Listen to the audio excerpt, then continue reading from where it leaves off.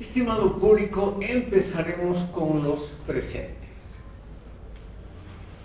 Lo que está en la pizarra es un simple recordatorio de antecedentes y fechas importantes relacionadas con el socialismo como modelo de Estado. No es de ninguna manera algo que haya que aprender de memoria o similares.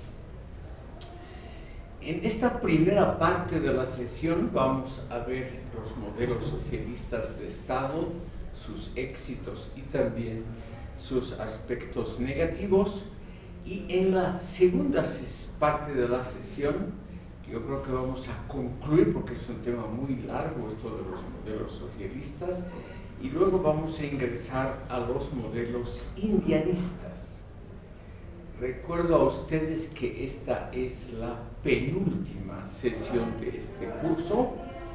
Les voy a dejar en la pausa, cuando borre la pizarra, mi correo electrónico para los que quieran enviarme su pequeño ensayo por vía electrónica, que siempre es una facilidad, en lugar que tengan, como antiguamente se hacía, que tengan que imprimir. Pero antes creo que algunas personas querían exponer. El señor Ramos, sí, nunca existe. Queremos algo mejor.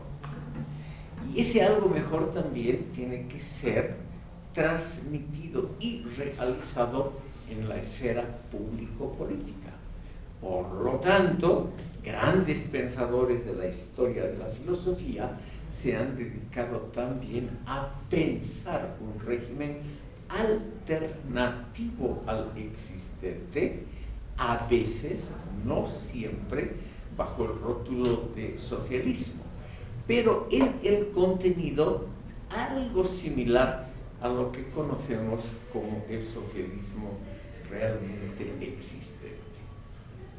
El primero que pensó y escribió una gran obra sobre esta temática fue el divino Platón en el siglo IV a.C. Y digo divino porque realmente se necesitaba hace 2400 años una inteligencia preclara para realmente esbozar, aunque sea equivocadamente, aunque sea, digamos, hoy prácticamente con cosas imposibles de que puedan suceder, a pensar un orden alternativo. Eso, estimado público, no es nada fácil. Pensar realmente algo totalmente diferente como solución a los problemas humanos, es decir, pensar en grande, en soluciones realmente que abarcan la totalidad del orden social. Eso ha ocurrido pocas veces en la historia del pensamiento humano. Y muchas veces, por eso he puesto yo aquí el nombre de utopía, muchas veces, estimado público, este intento de crear un orden ideal está unido a utopías que nunca se han realizado o nunca se han realizado del todo. Platón trató, por medio de su amigo el tirano de Siracusa, de instaurar en un país concreto, en un orden social específico, que era la ciudad-estado de Siracusa en el sur de Italia, trató de establecer algo similar a su república. No pasó del primer paso. Al darse cuenta de las implicaciones, su anfitrión, el tirano Dionisio de Siracusa, obviamente paró el experimento. Pero nos ha quedado la idea, esa idea genial realmente de la república platónica, que el ser humano puede pensar un orden mejor. Y eso nos ha quedado como un mandato de la razón, es decir, como una obligación de la gente que piensa racionalmente. Pocas veces, estimado público, los pensadores han ido a lo concreto. Ni siquiera Marx ha sido muy concreto cuando se trata de los detalles, siempre desagradables, de la praxis de ese orden ideal que él esperaba. Pero de todas maneras, ya hemos visto en este curso, cuando hemos tratado brevemente las utopías, hemos visto que el ser humano de tanto en tanto elabora utopías de cómo el mandato de la razón puede traducirse en un orden social específico. Y simplemente quiero recordar a ustedes algunos de estos experimentos. En el siglo XIII, ya de nuestra era, en el sur de Francia, una revuelta religiosa, la revuelta llamada de los albigenses, o también de los cátaros. Se llaman de los albigenses porque la revuelta empezó en la ciudad de Albi, que todavía hoy es una de las ciudades importantes de Francia en el extremo sur. Una revuelta que obviamente en concordancia con la época empezó y terminó con motivos religiosos. En esa época la religión permeaba todos los aspectos de la vida civil y también de la vida íntima. Si esta clase, estimado público, hubiese tenido lugar en el siglo XIII, hubiéramos empezado por una oración a Dios y hubiéramos concluido agradeciendo a Dios por la clase, cosa que hoy comprenderán ustedes. Es relativamente raro que ocurra algo así. Y en esa época eso, o sea, la invocación de Dios, no era algo raro, algo que hubiera tenido que ser legitimado, defendido. Era lo que podríamos decir, la mentalidad de la época. Nadie se asombraba de que la utopía política de los albigenses tenga realmente un trasfondo religioso. No hubiera funcionado sin el trasfondo religioso. Los albigenses, igual que Platón, aunque Platón lo hizo solo parcialmente, creyeron que una de las soluciones era poner los medios de producción en manos del Estado. O sea, abolir lo que a lo largo de la historia universal ha sido lo habitual, la propiedad privada de los medios de producción. Antes, hasta el siglo XVIII, sobre todo la propiedad de la tierra para producir alimentos, que hasta hace relativamente poco ha sido la principal actividad de los seres humanos. Entonces tenemos aquí, en el siglo XIII, una revuelta que pretende muy claramente establecer un régimen colectivista, hoy lo llamaríamos socialista, sin jerarquías sociales de ningún tipo, y sobre todo con la idea de una fraternidad practicada diariamente, cosa que aparece también en Marx y en muchos otros autores, la idea de la fraternidad humana, de la solidaridad, o sea, la superación del egoísmo individual como una de las grandes metas de esa revolución que iba a cumplir el mandato de la razón. En 1534, les menciono esto, estimado público, porque es curioso y hasta chistoso, y en parte porque prefigura lo que vino después, por ejemplo, en la Unión Soviética. En 1534, un grupo religioso, los anabaptistas, que son los antepasados directos de los menonitas, por ejemplo, que hoy viven en Santa Cruz y que tienen unas colonias agrarias desde el punto de vista económico relativamente exitosas. Estos menonitas, que hoy son para todos nosotros la encarnación de lo conservador, de lo tradicional, en el siglo XVI eran la encarnación de lo más radical, de la extrema izquierda, diríamos. Y ellos, estos anabaptistas, o sea, que se bautizan dos veces, Estos anabaptistas tomaron en serio la prédica radical del primer Lutero. Martín Lutero, el fundador del protestantismo, del luteranismo, había con mucho éxito instaurado la reforma protestante en la mayor parte de Alemania a partir de 1517.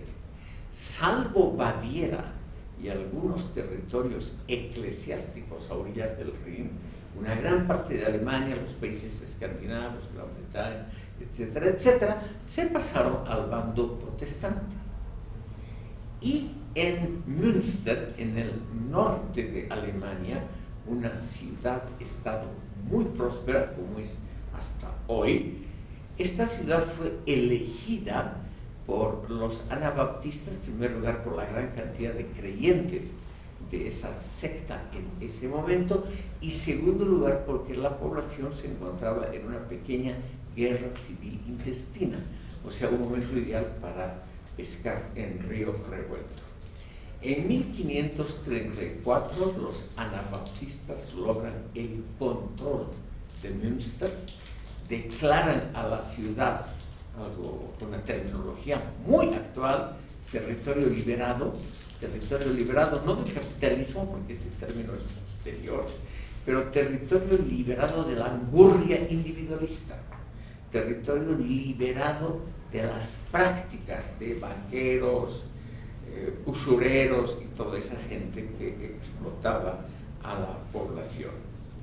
Y estos anabaptistas en los primeros momentos tuvieron un gran apoyo. La población de Münster, salvo la clase alta, que numéricamente era muy pequeña y que se expatrió rápidamente, la población los apoyó.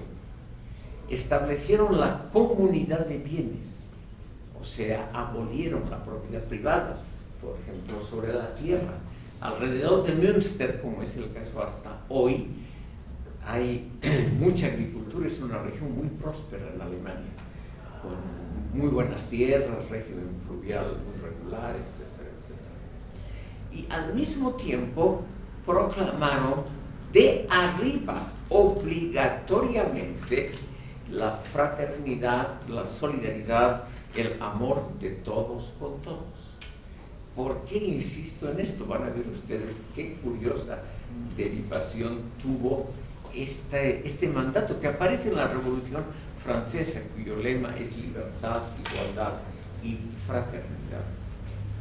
Esta fraternidad obligada en este sistema obligaba naturalmente a todos a no tener sirvientes, a no tener a nadie que sea receptor de un sueldo, de un salario. Prohibía toda propiedad y todo lo que el ser humano podía comer o usar como la vestimenta tenía que ser producto de las propias manos.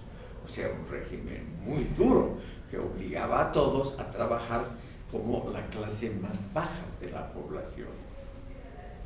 Pero aquí vamos a ver por qué el experimento duró solo un año y por qué los propios habitantes de Münster, esa clase que hoy llamaríamos proletaria, para la cual fue hecha la revolución anabaptista, fueron los que se rebelaron y echaron al gobierno radical. ¿Por qué? Porque en medio de esas, digamos, de esos discursos sobre la fraternidad, la igualdad, etc. Democracia era todavía un término muy raro, pero igualdad y fraternidad eran los dos elementos más usuales. Lentamente se conformó una clase dirigente que tenía privilegios no escritos y muy superiores a los derechos de la población. Lo mismo ocurrió en todos los regímenes socialistas posteriores, sin excepción. Por eso es interesante el caso de Münster. El jefe radical, el predicador del anabaptismo, Jan van Leyden, este señor que cada día en la catedral de Münster daba su sermón radical de la fraternidad, al poco tiempo se erigió no en profeta, no en conductor ocasional, sino directamente en rey de Münster. O sea, volvió a la nomenclatura anterior, a las denominaciones antiguas, seguramente por el prestigio que tenía, o porque simplemente quería mandar sobre su modesto pueblo.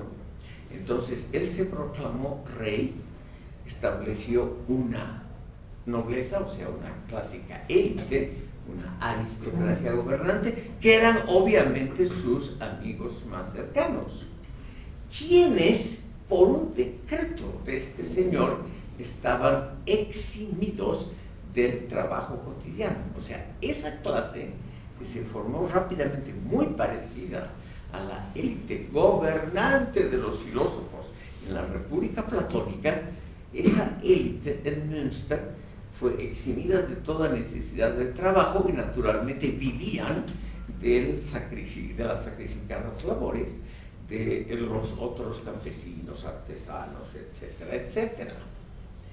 Y con el paso de ese año, los privilegios de esta nueva élite, de esta nueva aristocracia, crecieron. El más famoso de estos privilegios es una famosa orden del rey de Münster que obligaba a toda mujer entre los 15 y los 35 años, y si él lo decidía por razones estéticas, a servirlo en la privacidad, o sea, a dormir con él, lo cual fue obviamente algo resistido. Entonces, aquí podemos ver, estimado público, cómo una élite que empieza como revolucionaria termina imitando el modelo estatal anterior en las estructuras y hasta en las denominaciones. Sí. De estas teorías de la imitación de lo ya existente, esas teorías son muy amplias. Creo que ustedes han llevado algunas de ellas con el profesor Fernando Iturralde, las teorías de la imitación.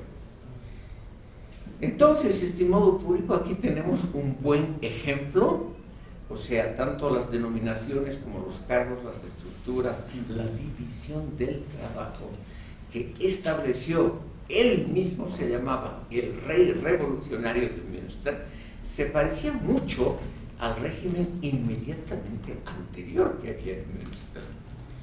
Y encima, porque eso no había en el régimen anterior, el rey tenía el derecho de elegir a todas las chicas guapas de la población para servirse de ellas. Y ese fue el elemento que colmó la paciencia de los ciudadanos, que hicieron una revuelta popular y lo destituyeron y llamaron a las autoridades anteriores con el argumento: lo malo conocido es mejor que lo bueno por conocer. O sea, un proverbio que hay en todas las culturas.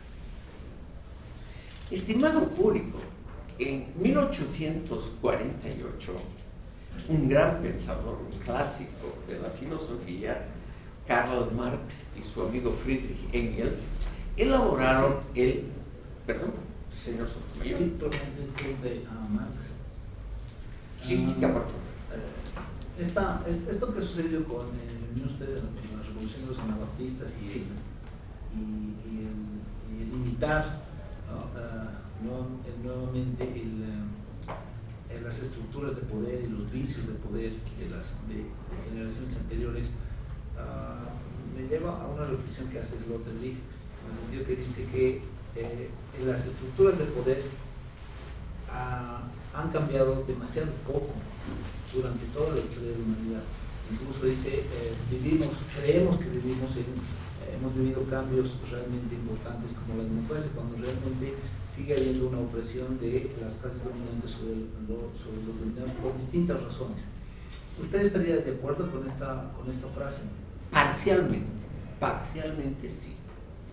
Los regímenes que con más devoción y propaganda han declarado que eran radicalmente distintos, que eran realmente experimentos humanistas experimentos hechos por el bienestar de la población y que querían renovar totalmente el Estado, el orden social, como las revoluciones que vamos a ver brevísimamente, la cubana, la china, la de Camboya y otras, estimado público, todas ellas han terminado con clases sociales muy privilegiadas, una élite en la cúspide realmente que tiene una vida, un tren de vida, ingresos, posibilidades políticas, etcétera, muy diferentes al resto de las clases sociales. Piensen ustedes en el ejemplo más exitoso, que es el ejemplo chino. Una o dos veces al año, muy circunstancialmente, porque no tiene ninguna relevancia práctica, se reúne el Congreso del Pueblo, el Congreso de los Diputados. No sesiona cada día como aquí, sino rara vez. Y eso que es el primer poder del Estado, según la Constitución china. Este Congreso está dominado casi totalmente por unas pequeñísimas, son casi 3.000 diputados, por el Partido Comunista, el único partido legalmente existente en la China. Y según esto se puede ver facilísimamente en internet, se puede ver las ocupaciones de los señores diputados. La gran mayoría son empresarios privados o altos funcionarios de empresas privadas, y la otra parte, un poco más pequeña, son altos funcionarios del propio régimen y del partido. O sea, es prácticamente un club de los privilegiados. Entonces, podemos decir que ese experimento, iniciado en 1949, también al final produjo una élite que está a años luz de los ingresos, las esperanzas y la diversión de cada día de las clases populares. Entre los grandes millonarios chinos están algunos de los poseedores de los yates más grandes del mundo. Son barcos que todos tienen más de 100 metros de longitud y que están hechos naturalmente con extraordinario lujo. Chicas bonitas son uno de los bienes más preciados de esos yates, y eso está obviamente en una clara diferencia, en una distancia sideral con la vida de un obrero normal y corriente o de un trabajador campesino normal y corriente en la gloriosa República Popular China. Lo mismo podemos decir de otros países en que se ha establecido un régimen comunista. Por eso es interesante el experimento en Münster, porque muy tempranamente podemos ver que aparentemente, subrayo y enfatizo este adverbio, aparentemente no puede haber un orden social sin una jerarquía rígida. Y cuanto más popular se llame el régimen, o sea, se llame comunista, socialista, etcétera, etcétera, esas élites van a ser más privilegiadas, aunque obviamente va a estar oculto ese comportamiento de las élites. La gran mayoría de la población china no sabe nada de los yates y de la vida magnífica de los grandes empresarios chinos. Y si se enteran, no entenderían cuál es el problema. Pero ¿esto solo sería aplicable a los modelos socialistas o también al modelo liberal? Al mundo entero. Entonces, tenemos aquí justamente el fenómeno que explica el profesor Fernando Iturralde, que es el de la imitación. Y eso es tal vez uno de los núcleos que yo quiero explicar aquí en modelos de Estado. No existen muchos modelos de Estado. Y lo que sí existe es la imitación de unos pocos paradigmas, pero eso sí, siempre defendidos, legitimados como si fuera la esencia popular, como si fuese algo muy original. Vamos a ver que lo mismo pasa en las teorías del indianismo, muy similar.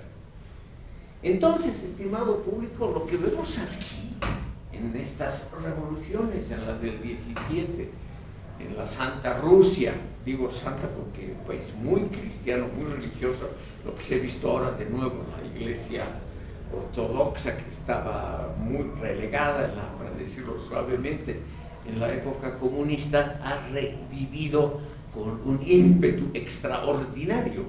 Y ahora en todo acto público, en todo aparecen los sacerdotes de la iglesia ortodoxa, y eso no es casual.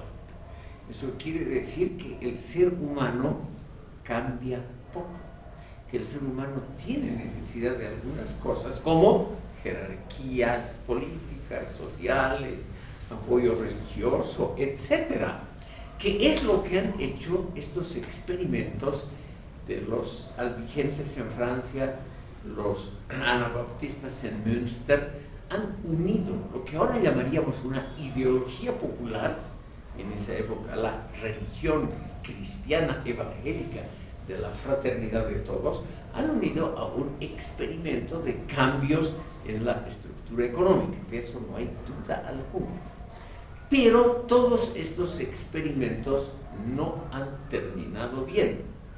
Ustedes saben, aquí he anotado, en 1991 se disolvió la Unión Soviética y desde entonces los estados sucesorios, sobre todo Rusia, la Federación Rusa, tiene un régimen donde la empresa privada es otra vez muy importante. Ahora eso sí es un capitalismo de amigos,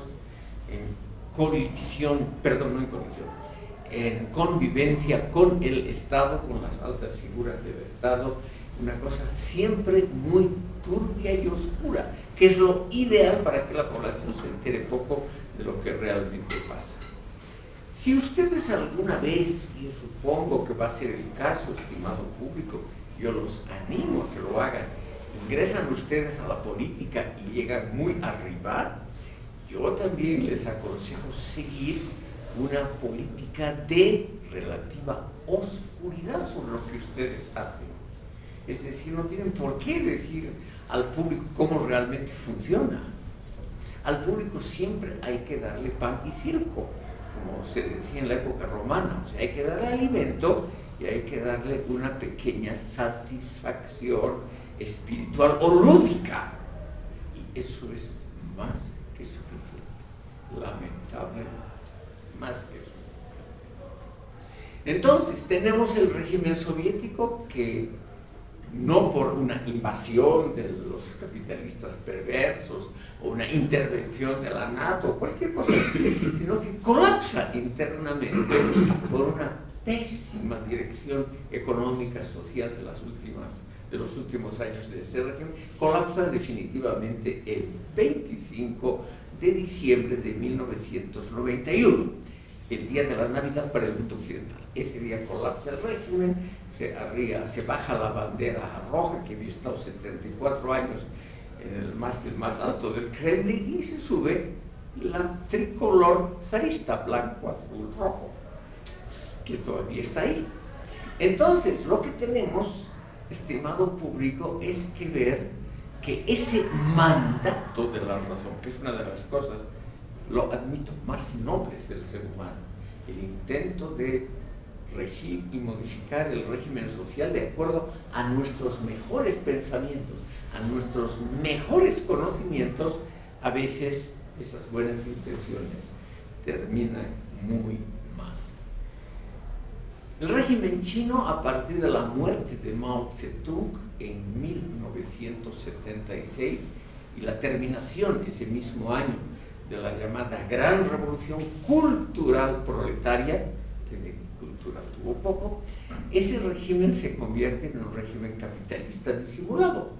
Y ahí este régimen se vuelve un régimen muy exitoso económicamente. Un régimen, estimado público, que ha hecho hoy de la República Popular China la primera economía mundial. Y seguramente ese éxito económico va a llevar a que la China trate también de imponer su hegemonía en el resto del mundo, como lo han hecho todas las naciones exitosas. La influencia china aquí todavía en Bolivia, pese a que hay varias empresas que operan en la explotación del oro, en la construcción de caminos, etcétera, etcétera. La presencia china todavía es muy débil. No se compara a lo que es en Etiopía o en Eritrea, donde prácticamente estos países africanos, y muchos de ellos, se han convertido en colonias disimuladas de la patria china. Y el éxito se debe justamente a que dejaron en el campo económico de regirse por el modelo socialista. Les he puesto aquí algunos datos. En 1959 triunfa la Revolución Cubana, que empieza como una revolución de amplia base política y social, y a los pocos meses termina como un régimen de partido único, etc. Es una historia muy conocida que se puede leer en Wikipedia rapidísimamente o en cualquier otro buscador. Y el régimen realmente es un modelo de Estado interesante porque es el único en el Nuevo Mundo, el único. Ni Nicaragua ni ninguno de esos realmente realizó las reformas realmente radicales que hizo Cuba a partir de 1959. ¿Cómo lo hizo la Unión Soviética? Porque hay que reconocer que y ese tema vamos a entrar ahora, realmente en 1917 hubo una, podríamos llamar, un modelo de Estado es sustituido totalmente por otro, lo que también lleva a un orden social totalmente diferente. Entre las primeras medidas del régimen soviético está la nacionalización de los bancos, de la gran industria, la repartición de los grandes latifundios, la prohibición de todos los otros partidos políticos, etcétera, etcétera, lo que ustedes ya conocen. Es decir, ese sí, estimado público, por eso la importancia, aunque sea muy breve, de que yo aconsejo a ustedes a estudiar cómo ha sido la Unión Soviética, porque ese sí fue un modelo de Estado realmente diferente y construido bajo los auspicios del racionalismo, en la variante marxista, del racionalismo más notable que el ser humano haya creado. O sea, un régimen basado en la razón, un mandato de la razón. No se puede decir que la legitimidad del régimen haya sido la tradición o cualquier cosa, o la religión o cualquier cosa similar. La legitimidad del régimen estaba realmente en que iban a aplicar la mejor filosofía de la historia que se había producido hasta ese momento, el mejor conocimiento de la política, de la sociedad y de la economía que había hasta ese momento. El Partido Comunista es muy similar en su estructuración interna a los filósofos que pretendía Platón, porque es la gente inteligente, la gente pensante. El Partido Comunista, por ejemplo, según la idea leninista, tiene la obligación de mandar sobre los sindicatos obreros, es decir, sobre todo la clase proletaria, porque el proletario normal, el obrero normal, no se da cuenta por sí mismo de a dónde puede llegar cuando su grupo, su clase social tome el poder. Él tiene solamente una idea de mejorar su salario, mejorar sus condiciones de vida. Son los intelectuales, o sea, los representantes de la razón, los que le muestran al proletario normal, a la clase obrera, le muestran lo que tiene que hacer, porque históricamente está destinada a eso. Y ellos son, igual que los filósofos de Platón, los que tienen el monopolio de la interpretación correcta de la historia y de la sociedad. Y a pesar de esos augurios, que realmente atrajo muchísima gente, no nos podemos dar una idea, estimado público, pero a partir de 1917 el entusiasmo de los intelectuales en el mundo en favor de la Unión Soviética fue enorme, enorme. Es decir, las figuras más conocidas de la literatura, etcétera, etcétera, de la filosofía, todos se no todos, pero una gran parte se plegó, por lo menos apoyó la construcción de ese régimen estrictamente racionalista. Ese régimen, perdón, señor Sanabria. Consulta, doctor. Sí. Parece que, bueno, da la impresión de que hay una coincidencia entre el modelo socialista y los liberales, en tanto ambos buscan la igualdad, pero en el caso de los socialistas parece que algo falla y no sé si es un asunto teórico o es un asunto de práctica, o es que el liberalismo tiene algún mecanismo que evita o busca disminuir la creación de nuevas jerarquías. La idea de que la igualdad es un valor normativo, es algo que se debe alcanzar, es una idea muy antigua que sobrepasa a socialistas y a liberales. Quiero mencionar a ustedes que la mayoría de las religiones, por ejemplo, también parten de la igualdad de todos los seres humanos ante Dios. Si ustedes leen los evangelios, sobre todo relativamente el más radical, el Evangelio según San Mateo, es un claro cántico a la igualdad de los seres humanos. Lo mismo han predicado los estoicos y muchas otras tendencias. La idea de que los seres humanos son iguales entre sí es una idea que ha, digamos, fructificado a muchas tendencias y a muchos pensadores. La Revolución Francesa, hasta hoy, en el escudo y en todos los documentos oficiales en Francia aparecen esas tres palabras: libertad, igualdad, fraternidad. Igualdad en segundo término, porque se cree que son las metas normativas de una república en Francia. El año 1789-93, una revolución que hoy, con la terminología actual, podríamos denominarla democrático-liberal de izquierda.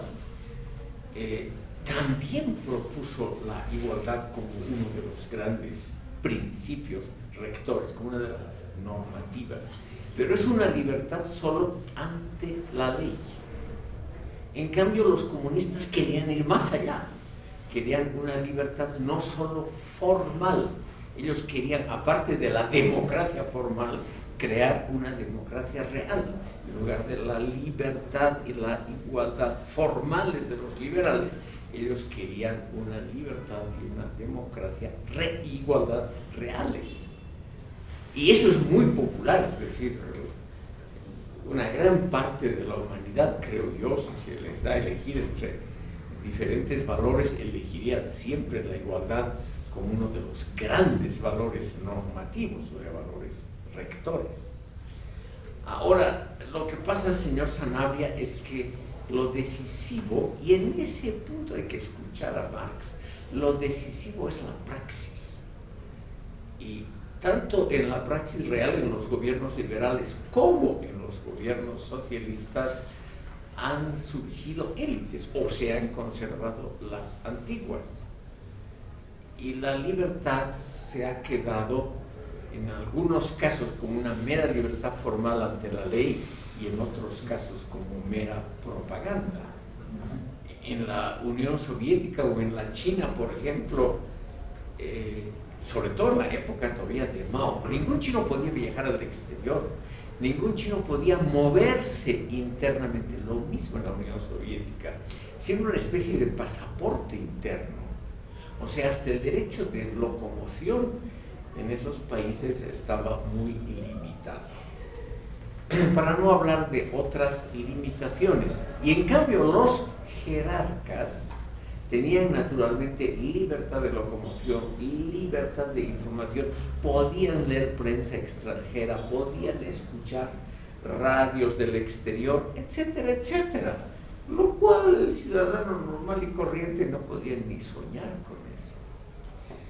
Sobre todo en las épocas más duras, cuando en las primeras décadas de los respectivos regímenes. Por lo tanto, tenemos que ver que estas grandes metas, en la mayoría de los casos, se quedan solamente como metas que podríamos llamar ideales, o sea, que no fructifican la práctica, la praxis real de cada día. Quiero mencionar, estimado público, a toda velocidad las causas de la caída de estos regímenes o de la modificación de estos regímenes, porque solamente unos pocos, y son estados periféricos a nivel mundial, han mantenido lo que podríamos llamar la pureza, la ideología del primer momento, como por ejemplo Cuba, Corea del Norte, Birmania, y ahí tal vez se acaba la lista de los que todavía realmente tienen propiedad total sobre los medios de producción, un solo partido, sin ningún contacto con el exterior, o contacto serio con el exterior, etcétera, etcétera. Y esos tres países nombrados, Birmania, Cuba y Corea del Norte, no son precisamente los más prósperos, no son países que atraigan a la gente. Ustedes saben, estimado público, que en los últimos años, es un fenómeno que recién tiene unos 20 años, se han dado migraciones masivas a nivel mundial, pero realmente migraciones que no se veían desde hace muchísimo tiempo. 6 millones de venezolanos, 5 millones de sirios, es decir, son realmente cosas enormes. Según los cálculos que han hecho demógrafos, la invasión de los germanos, que terminó con el Imperio Romano y que realmente significó una modificación de la historia, por lo menos a nivel europeo, esos bárbaros que conquistaron el mundo europeo no eran más que 1 millón en la totalidad de sus adherentes. Y en cambio hoy solo Siria expulsa a 5 millones de personas. Es decir, son realmente unas migraciones muy, muy notables las que hay. O si ustedes han visto por la prensa la enorme cantidad de gente que quiere trabajar en los Estados Unidos y que cruza Centroamérica y México para alcanzar ese país, son millones. ¿Por qué menciono esto? Porque la gente no es tonta, la gente vota racionalmente con los pies. Estas masas de sirios y venezolanos no quieren ir ni a Cuba, ni a Rusia, o en el Medio Oriente, a Irán, etc., sino que van justamente al odiado mundo capitalista porque es el mal menor para ellos. Es una opinión que debemos considerar. Esta gente que vota con los pies, con muy poca información, es decir, es gente muy modesta, no hay absolventes de filosofía, etcétera, etcétera, entre esos millones de venezolanos, sirios, africanos que huyen de sus países. Esa gente, estimado público, lo poco que saben es que en Rusia no son bienvenidos, no hay trabajo, no van a progresar mucho si es que llegan, y sin embargo, pese a todas las regulaciones legales, en el mundo capitalista hay una vaga esperanza de que pueden rehacer sus vidas. Y esta elección con los pies nos debería dar a pensar por qué esas migraciones se dirigen al odiado y execrado mundo capitalista y no a los reductos que todavía quedan del socialismo o de regímenes que han estado bajo el socialismo. Esas migraciones, por ejemplo, muy fuertes todavía en el sur de la Asia, Pakistán, Bangladesh, nunca van a la China, nunca. Cuando emigran a los Emiratos Árabes Unidos, a Arabia Saudita, etc. O los africanos nunca van a un país socialista, uno que otro que todavía existe como Angola, Mozambique, no van. Ellos quieren alcanzar, ellos saben poco de política, ellos no han estudiado obviamente filosofía ni ciencias políticas, pero ellos saben de manera un poco intuitiva que ese mundo capitalista es el mal menor en comparación con los paraísos socialistas que aún quedan. Por lo tanto, esos flujos migratorios van allá. ¿Por qué les menciono esto, estimado público? Porque está el gran problema de los modelos de socialismo que estamos estudiando en este curso, también el modelo de la atracción de esos modelos. Y ese es un tema muy interesante. El modelo socialista es muy atractivo cuando uno no lo ha experimentado en carne propia. Sí, lamentablemente. O sea, estudiantes universitarios en todo el mundo, jóvenes que les gusta estar contra el régimen, no importa cuál, que están contra las autoridades, esos juventudes, por ejemplo, en Europa occidental, y lo mismo en Asia y África. Esos millones de personas que todavía tienen esperanzas en el socialismo, esas personas son gente que lamentablemente tienen anhelos de mejora social, no se puede negar, quieren vivir de otra manera. Y ellos creen que lo mejor es una solución radical. Es gente generalmente con un nivel educativo relativamente precario, pero también entre intelectuales. Jürgen Habermas, en una de sus pocas declaraciones sobre asuntos bien prácticos y pedestres, dijo de sus colegas, porque el mundo de las ciencias sociales y de las universidades, también en Alemania, está parcialmente en manos de la izquierda, es decir, marxistas, relativistas, postmodernistas son muy fuertes. Y a Habermas le preguntaron qué piensa de la popularidad de las corrientes izquierdistas entre sus colegas en filosofía, ciencias sociales y etc. Y él dijo, está muy bien, pero hay que hacerles 3 preguntas. ¿Dónde ponen sus modestos ahorros? ¿Los mandan a un banco en Suiza o en la propia Alemania? ¿O los mandan a Rusia o a Cuba, sus modestos ahorros? Que es lo mismo que tener un derecho de jubilación. ¿A cuáles colegios mandan a sus hijos? Y la pregunta más importante, ¿dónde viven? ¿Por qué no van a esos paraísos? ¿Por qué se quedan? El caso más notable que estudiaron los alumnos de Habermas es la enorme popularidad de ideas socialistas entre estudiantes universitarios en la Alemania en los años 60, 70, 80, o sea, antes de la caída del muro de Berlín, la inmensa popularidad, pero al mismo tiempo la nula tendencia de estos mismos estudiantes a vivir, visitar o tener una propiedad en el mundo socialista que estaba a pocos kilómetros de ellos en la frontera que dividía Alemania oriental y occidental, y los occidentales podían visitar la oriental sin el más remoto problema, sin visa, sin nada, lo cual no podían hacer los otros. Entonces, ahí, estimado público, vemos un problema interesante cuando tratamos a fondo los modelos de Estado. Y es la pregunta que debemos también hacernos, que es obviamente un juicio valorativo. ¿Valen la pena?